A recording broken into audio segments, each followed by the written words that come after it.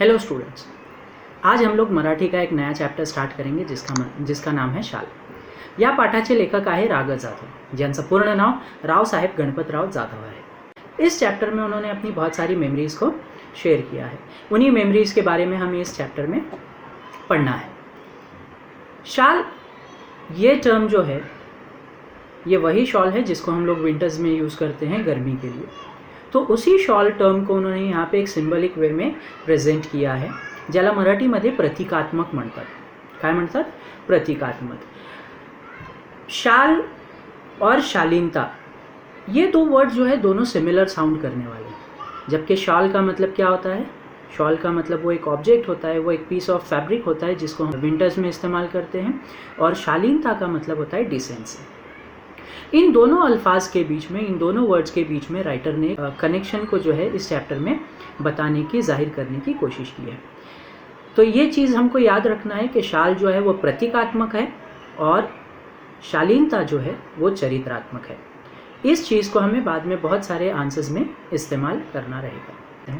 तो बगैर वक्त ज़ाया किए हम लोग जो है चॅप्टर स्टार्ट करते हैं। लेखक म्हणतात, एकदा मी पु ल देशपांडे यांच्याकडे काही एक निमित्ताने गेलो होतो। काम झाल्यावर मी निघण्याच्या बेतात होतो। तेवढ्यात सुनीताबाईंनी मला थांबवले व विचारले, तुम्हाला शाल दिली तर चालेल का? अब यहाँ पे कह रहे हैं कि एक बार मैं पु ल देशपांडे के घर गया था। अब ये पु ल देशपांडे कौन है? पु ल देशपांडे मराठी के जो है बहुत बड़े राइटर हैं जिनका नाम है पुरुषोत्तम लक्ष्मण देशपांडे। लेखक जो है पु ल देशपांडे के घर गए थे किसी एक काम से। उन्होंने उस काम को यहाँ पे बयान नहीं किया है, बताया नहीं है। त्यांनी इकडे सांगितलेले आहे की काही एक निमित्ताने, किसी एक काम से मैं पु ल देशपांडे के घर गया था। तो यहाँ पे एक क्वेश्चन बन सकता है कि लेखक पु ल देशपांडे यांच्या घरी का गेले होते? तो उसका आंसर रहेगा कि लेखक पु ल देशपांडे यांच्या घरी काही एक निमित्ताने गेले होते। काम झाल्यावर मी निघण्याच्या बेतात होतो। जैसे उनका काम जो है पु ल देशपांडे के पास कंप्लीट हो गया तो उस वक्त जो है वहाँ से निकलने की तैयारी में थे। काम झाल्यावर मी निघण्याच्या बेतात होतो। तेवढ्यात सुनीताबाईंनी मला थांबवले व विचारले। और जब ये निकलने वाले थे तो उस वक्त सुनीताबाई ने उन्हें आवाज़ दी, लेखक को आवाज़ दी और उनसे पूछा। अब ये सुनीताबाई कौन है? सुनीताबाई जो है पु ल देशपांडे की वाइफ है। तो उनकी वाइफ ने, पु ल देशपांडे की वाइफ ने उन्हें आवाज़ दी और उन्हें पूछा, उनसे सवाल किया कि तुम्हाला शाल दिली तर चालेल का? कि हम अगर आपको शॉल देंगे तो चलेगा? शॉल दिली तर चालेल का? तर लेखकाने उत्तर दिला की मी एका पायावर हो म्हटले। पु ल व सुनीताबाई यांनी मला शाल द्यावी हा मला मोठा गौरव वाटला। ती शाल मी माझ्या खोलीतल्या सुटकेसमध्ये ठेवून दिली, वापरली मात्र कधीच नहीं। तो जब सुनीताबाई ने उनसे सवाल किया कि तुम्हाला शाल दिली तर चालेल का, तो इस पर भी एक क्वेश्चन बन सकता है कि सुनीताबाईंनी लेखकाला काय विचारले? तो इसका आंसर रहेगा कि सुनीताबाईंनी लेखकाला विचारले कि तुम्हाला शाल दिली तर चालेल का। ये एक क्वेश्चन रहेगा। अब उसके बाद लेखकाने काय उत्तर दिले? लेखकाने एका पायावर हो म्हणाले। लेखक एका पायावर हो म्हणाले। का हो म्हणाले? तर याचा उत्तर काय आहे की पु ल देशपांडे व सुनीताबाईंनी लेखकाला शाल द्यावी हा त्यांना मोठा गौरव वाटला। गौरव म्हणजे काय? एक ऑनर, एक इज्जत की बात उनको लगी कि एक बहुत बड़े राइटर ने मुझे क्या किया है, शॉल दी। त्यामुळे त्यांनी एका पायावर हो म्हटले। एकदम जल्दी से उन्होंने हाँ में जवाब दे दिया एक्साइटमेंट में।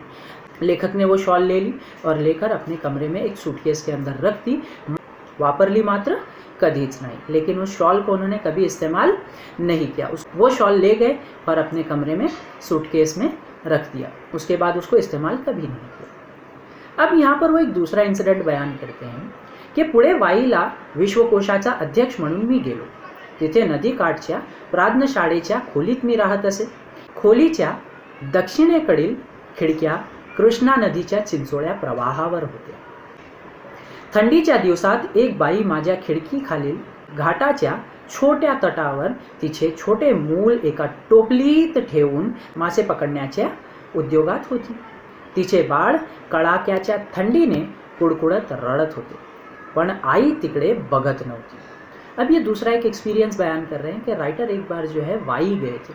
वाई एक गांव का नाम है, वहाँ पर ये गए थे विश्वकोश के अध्यक्ष के नाते से। विश्वकोशाचे अध्यक्ष म्हणजे काय? कि इन्साइक्लोपीडिया का प्रेसिडेंट। कोई एक प्रोग्राम चल रहा था मराठी इंसाइक्लोपीडिया को फॉर्म करने का या डिज़ाइन करने का, तो उसमें एज अ प्रेसिडेंट इनको बुलाया गया था। तो वहाँ पर गए थे। अब वही एक छोटा सा गांव है, वहाँ पर लॉजेस या फिर गेस्ट हाउस की फैसिलिटीज़ अवेलेबल नहीं थी, इसलिए उन्हें एक स्कूल के एक कमरे में, एक क्लासरूम में उनके रहने का इंतज़ाम किया गया था।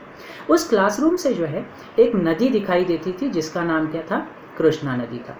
अब इस पर भी जो है बहुत सारे क्वेश्चंस बन सकते हैं। जैसे सबसे पहले लेखकाने शाल कुठं ठेवली, ये जो पहले हमने देखा कि लेखकाने पु ल देशपांडेकडून शाल घेतली आणि नेऊन कुठं ठेवली, लेखकाने ती शाल आपल्या खोलीतल्या सुटकेसमध्ये ठेवली। दूसरा क्वेश्चन क्या बनेगा, लेखक विश्वकोशाचे अध्यक्ष म्हणून कुठं गेले, लेखक विश्वकोशाचे अध्यक्ष म्हणून कुठं गेले, तो इसका आंसर क्या रहेगा, लेखक विश्वकोशाचे अध्यक्ष म्हणून वाईला गेले।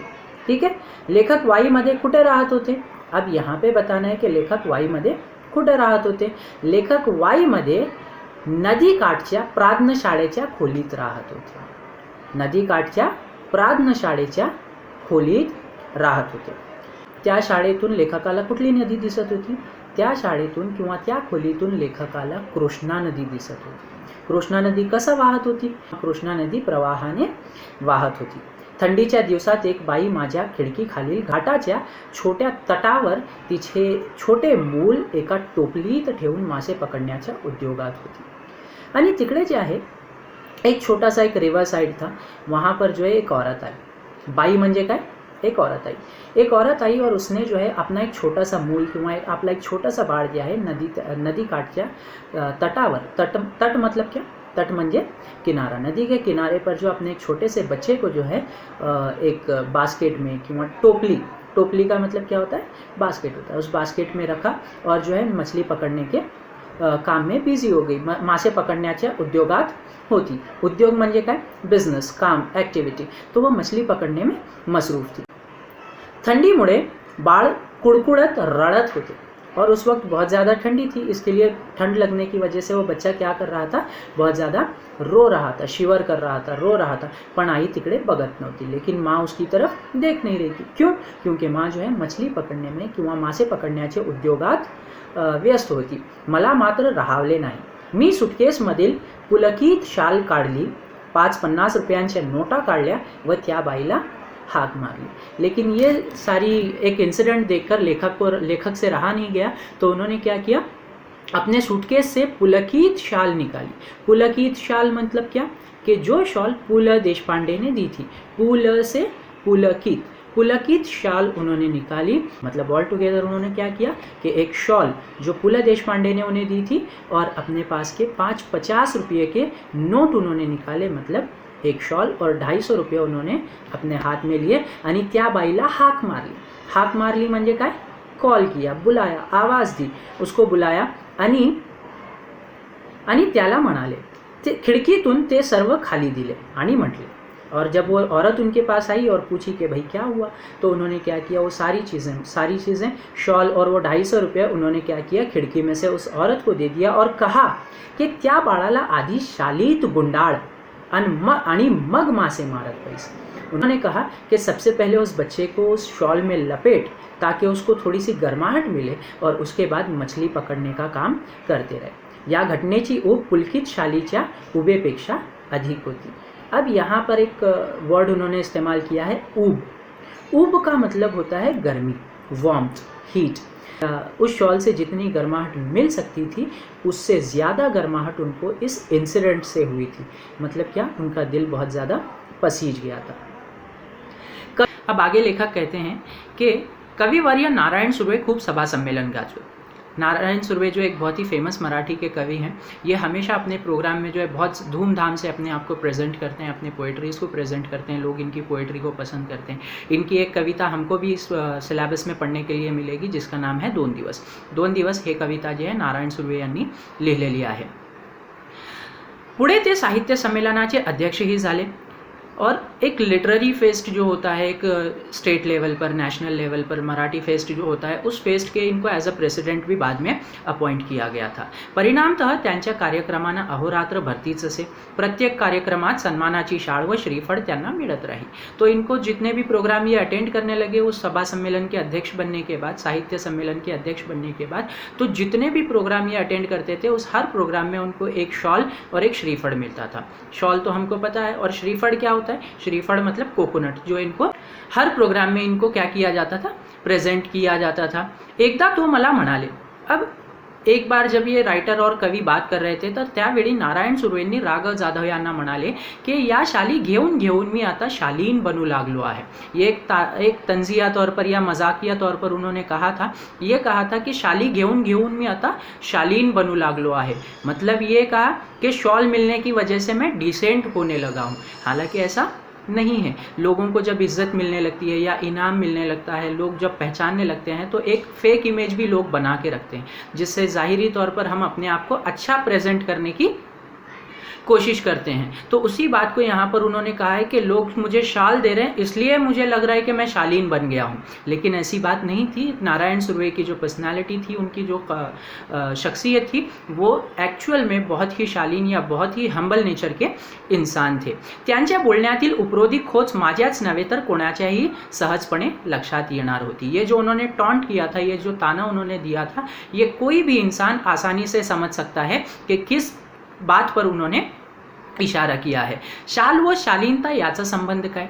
अब ये शाल और शालीनता दोनों जो डिफरेंट टर्म है, लेकिन दोनों में शाल आता है. शाल में भी शाल आता है और शालीनता में भी शाल आता है. तो दोनों में कुछ रिलेशन है, कोई कनेक्शन है, कोई बात है, कोई रब्त ताल्लुक है. तो यहाँ पर वो कहते हैं, जैसे स्टार्ट में हमने देखा था कि शाल क्या है? प्रतीकात्मक है, और शालीनता क्या है? चरित्रात्मक आहे. तर तिकडे पुढे काय म्हणतात कि शालीनता याचा संबंध काय? खरे तर खरीखुरी शालीनता शाली विनाच शोभते. तो ये कहना चाहते हैं कि जो कि डिसेंट इंसान है उसका सम्मान किया जाए, उसको ऑनर्स दिया जाए या अवार्ड दिया जाए, ना दिया जाए, तब भी वो क्या होता है? शालीन होता है. लेकिन कभी कभार ऐसा भी होता है कि किसी को जब बहुत ज़्यादा ऑनर्स मिलते हैं, एक शरीफ इंसान को या एक डिसेंट इंसान को भी ऑनर्स मिलने लगते हैं या इज़्ज़त मिलने लगती है, तो उसमें भी गुरूर और घमंड आ जाता है. तो उसी बात की तरफ उन्होंने कहा है कि शाली विनाच खरीखुरी शालीनता शोभते. सुर्वे मुळातच शालीन. जैसे कि मैंने अभी बताया कि सुर्वे जो है एक्चुअल में बहुत ही एक डिसेंट पर्सनालिटी थे. उसी बात को राइटर ने भी यहाँ पे कहा है कि सुर्वे मुळातच शालीन, वो एक्चुअल में बहुत ज़्यादा एक डिसेंट पर्सनालिटी थे. शालीनच्या वर्षावाखाली त्यांची शालीनता कधी हरवली नाही. इतने ज़्यादा ऑनर्स मिलने के बाद भी उन्होंने अपनी डिसेंसी या उन्होंने अपने हम्बल नेचर को कभी खोने नहीं दिया. कभी क्षीण ही झाली नहीं और कभी उनको इसका घमंड भी नहीं आया, कभी गुरूर भी नहीं आया. ये बात उन्होंने कही है. मी कविवर्यांना म्हटले. अब यहाँ पे उन्होंने एक बात नारायण सुर्वे से कही थी. वो बात क्या थी कि शालीमुळे शालीनता येत असेल तर मी कर्जबाजारी होईन, भिकेला लागेन, पण शेकडो शाली खरीदी करून सर्वांना एक एक शाल लगेचच नेऊन देईन. अब उन्होंने क्या कहा? एक मजाकिया अंदाज में एक जोक यहाँ पर उन्होंने बताया, एक ताना था, एक तंज था. उन्होंने ये कहा कि अगर शाल देने से इंसान हम्बल बनता है, शाल मिलने से या ऑनर मिलने से, अवार्ड मिलने से इंसान अगर हम्बल बनता है, डिसेंट बनता है, तो मैं क्या करूँगा? मैं कर्जबाजारी होऊंगा. मी कर्जबाजारी होईन मतलब मैं मार्केट से कर्ज लूँगा, लोन लूँगा, भिकेला लागेन, भीक मागूंगा और उससे बहुत सारी शॉल खरीदूंगा आणि लोकांना एक एक शॉल वाटून टाकेन. मतलब लोगों को एक एक शॉल मैं दे दूंगा ताकि लोग भी हम्बल हो जाएं, डिसेंट हो जाएं और उनमें शराफत आ जाए. यावर तो शालीन कवि मनापासून हंसला. ये बात सुनकर नारायण सुर्वे को जो है हंसी आ गई कि ऐसा थोड़ी होता है कि शाल देने से कोई डिसेंट इंसान थोड़ी बन जाता है. ये बात उनको बड़ी मजाकिया लगी. शालीमुळे शालीनता येते की जाते या प्रश्नाचे माझे उत्तर जाते असेच आहे. सन्मान करण्याच्या रूपाने आपण खरे तर एक शालीन जग गमवून बसण्याचा मोठा धोका आहे. अब यहाँ पर उन्होंने एक बात की है कि शॉल लेने से इंसान की डिसेंसी में इजाफा होता है या कम होता है या इंसान एरोगेंट होता है. तो उन्होंने कहा कि शॉल लेने से इंसान की जो शालीनता होती है वो क्या होती है? चली जाती है. मतलब वो क्या होता है? ईगो उसमें आ जाता है, एरोगेंट हो जाता है, एटीट्यूड आ जाता है. तो ये बात को उन्होंने यहाँ पे क्या किया है? प्रेजेंट किया है. या प्रश्नाचे माझे उत्तर जाते असेच आहे. सन्मान करण्याचे रूपाने आपण खरे तर एक शालीन जग गमून बसण्याचा मोठा धोका है. अब वो क्या बोल रहे हैं कि जिसको जितना ज़्यादा इज्जत देंगे, जितना ज़्यादा ऑनर देंगे, तो हो सकता है कि एक ह्यूमन नेचर होता है, तो उसमें वो क्या हो सकता है कि उसकी जो डिसेंसी है, उसका हंबल नेचर जो है वो क्या हो जाए, चला जाए. लोकांचा सन्मान करण्यात एक मोठा धोका त्यांची शालीनता हरवण्याचा आहे, हे लेखक इथे म्हटलेले आहेत. अब राइटर ने यहाँ पर एक इंसिडेंट को शेयर किया है. राइटर कहते हैं कि मी 2004 साली मराठी साहित्य संमेलनाचा बिनविरोध अध्यक्ष झालो, कि बगैर किसी ऑब्जेक्शन के, बगैर किसी ऑब्स्टैकल के लोगों ने मुझे एक मत होकर जो है साहित्य संमेलन का अध्यक्ष के तौर पर स्वीकार किया था कि मी साहित्य संमेलनाचा अध्यक्ष झालो. तत्कालीन 1-2 वर्षात माझ्यावर शालीनचा वर्षाव झाला. सडनली जो है उनके ऊपर शालीनसा वर्षाव झाला. शालीनसा वर्षाव म्हणजे काय कि बहुत ज़्यादा शॉल उनको मिलने लगी. जहाँ पर भी जाते बहुत ज़्यादा लोग उनको क्या करते थे, उनका सम्मान करते थे, उनका सत्कार करते थे, शॉल देते थे, श्रीफळ देते थे. तो उनके पास क्या हो गई थी, बहुत ज़्यादा शाल जमा हो गई थी. एवढ्या शाली जमत गेल्या की माझ्या 8x6च्या खोलीत त्यांना ठेवणेच शक्य नव्हते. अब लेखक कहते हैं कि मेरे पास इतने शॉल जमा हो गए, इतने शॉल जमा हो गए कि मेरे 8x6 किंवा 8x6 का जो एक कमरा था, उन्होंने एक सिंबलिक वे में यहाँ पर एक अंदाजे तौर पर कहा है कि उनके एक छोटे से घर में उनके शॉल रखने के लिए जगह नहीं थी. मग मी सगळ्या शालींचे गाठोडे बांधून ते निकटवर्ती मित्राकडे ठेवले व त्या शाली वापरण्याचे वगैरे त्याला सर्व अधिकार दिले. बिचारा अतिप्रमाणिक. त्याच्याही छोट्या खोलीत त्यांनी ते सांभाळले. जब उनके पास शॉल बहुत ज़्यादा हो गए तो उन्होंने क्या किया कि उस शॉल का गठोड़े बांध ले. गठोड़े बांधले मतलब उन्होंने एक बंडल बनाया और उस बंडल, शॉल के बंडल को निकटवर्ती मित्राकडे ठेवले. निकटवर्ती मित्र म्हणजे काय, निकटवर्ती मित्र म्हणजे बहुत करीबी दोस्त के पास उन्होंने दिया और उसको कहा कि शाली वापरण्याचे वगैरे त्याला सर्व अधिकार दिले और उस दोस्त को उस शॉल को यूज़ करने के पूरे अधिकार दिया, पूरा राइट दे दिया कि तुम इस शॉल को चाहे इस्तेमाल करो या चाहे किसी को देना है, किसी को गिफ्ट करना है, इसका पूरा तुम्हें राइट है. इसको अपने ही शॉल समझ के तुम इसको इस्तेमाल कर सकते हो. बेचारा अति प्रमाणिक, वो भी बेचारा बहुत ही शरीफ इंसान था जिसने अपने छोटे से कमरे में उन सारे शॉल को वैसे ही संभाल कर रखा, उसमें से एक भी शॉल को इस्तेमाल नहीं की, इस ख्याल से कि ये शॉल मेरे नहीं किसी और की दी हुई है. हळूहळू मी सगळ्या शाली वाटून टाकल्या गरीब श्रमिकांना. अब क्या किया उन्होंने, शॉल बढ़ते गए तो रखने की जगह नहीं थी, इस्तेमाल करे भी तो कितने, तो उन्होंने स्लोली सारे शॉल जितने उनके पास थे गरीब लोगों में तकसीम करना शुरू किया. गरीब लोगों में उन्होंने वो सारे शॉल को क्या किया, एक एक करके सारे शॉल बांट दिए. याच सुमारास मी शनिवार पेठेतील ओंकारेश्वर मंदिराच्या पुलावर बहुधा रोज संध्याकाळी जात असे. इसी वक्त के दौरान जो है लेखक हर रोज शाम में, याच सुमारास इसी दौरान, मी शनिवार पेठेतील ओंकारेश्वर मंदिराच्या पुलावर बहुधा रोज संध्याकाळी जात असे. लेखक क्या करते थे कि वहाँ शनिवार पेठ में एक ओंकारेश्वर का मंदिर था जहाँ पे रोज शाम में वो टहलने के लिए जाते थे. तेथील कट्ट्यावर बसने मला आवड़े और वहाँ पर जाकर कट्टे जो है, कट्टा मतलब बेंच जो होता है, वहाँ पर वो उस मंदिर के पास के बेंचेस पर जाकर बैठना उन्हें बहुत ज़्यादा पसंद आता था. एक दिवस काय घडले की कडक थंडीच्या दिवसात एक म्हातारा अशक्त भिक्षेकरी कट्ट्याला लागून चिरगुटे टाकून व पांघरून कुडकुडत बसल्याचे मी पाहिले. एक दिन क्या हुआ कि जब मैं वहाँ पर गया तो बहुत ज़्यादा ठंडी के दिन थे और एक म्हातारा मतलब बुजुर्ग इंसान, एक म्हातारा भिक्षेकरी फकीर, भीख मांगने वाला, तो एक म्हातारा भिक्षेकरी तिकडे जे आहे एकदम कुड़कुड़त बसत होता, बहुत ज़्यादा फटी हुई चादर को ओढ़कर जो है बहुत ज़्यादा कुड़कुड़ाते हुए या बहुत ज़्यादा कांपते कपकपाते हुए वहाँ पर बैठा हुआ था. दुसऱ्या दिवशी मी 2 शाली घेऊन ओंकारेश्वरच्या कट्ट्यावर आलो. अब दूसरे दिन उन्होंने क्या किया, अपने घर से 2 शॉल लिए और वो 2 शॉल लेकर ओंकारेश्वर के मंदिर के पास आ गए. तो म्हातारा होताच, त्याला दोन्ही शाली दिल्या. त्याने थरथरात्या हातांनी मला नमस्कार किया।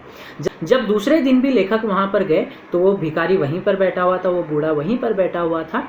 तो उन्होंने वो दोनों शॉल उस भिखारी को, उस भिक्षेकरी को, उस फ़कीर इंसान को उन्होंने दे दिए। उसने अपने थरथराते हुए हाथों से वो दोनों शॉल ले ली और उनको नमस्कार किया। नमस्कार करना मतलब उनका शुक्रिया अदा करना। पुढे 4-5 दिवस मला काही कामामुळे संध्याकाळी ओंकारेश्वराला जाण्याचा उसंत लाभला नहीं। अब अगले कुछ दिन जो है राइटर बहुत ज़्यादा बिजी हो गए थे, तो इसलिए वो मंदिर नहीं जा रहे थे।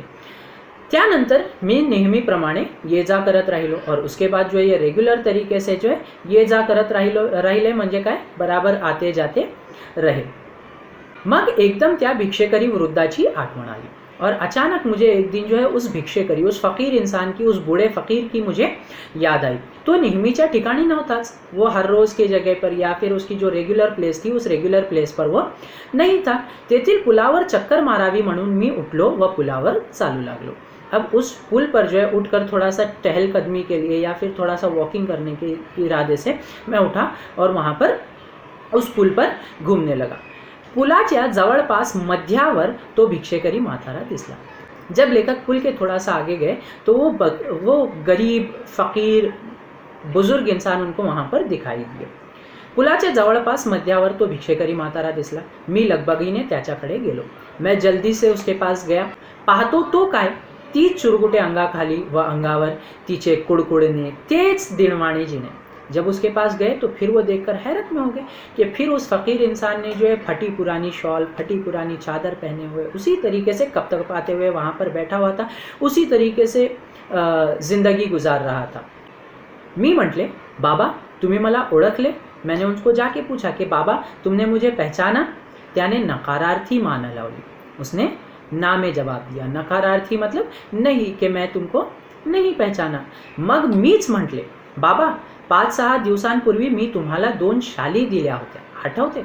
जब लेखक ने उस बुजुर्ग इंसान को याद दिलाया कि 4-5 दिनों पहले मैंने आपको 2 शॉल दी थी, तो उस बात पर उस बूढ़े इंसान को, उस बुजुर्ग इंसान को याद आया और उसने फिर से अपने हात जोडे। यावर म्हातारा खुल्ला व पुन्हा हात जोडून म्हणाला, हे भल्या माणसा, तू लई मोठा, म्यासनी शाली दिल्या, पण बाबा म्या भिकाऱ्याला शाली कशा शोभतील?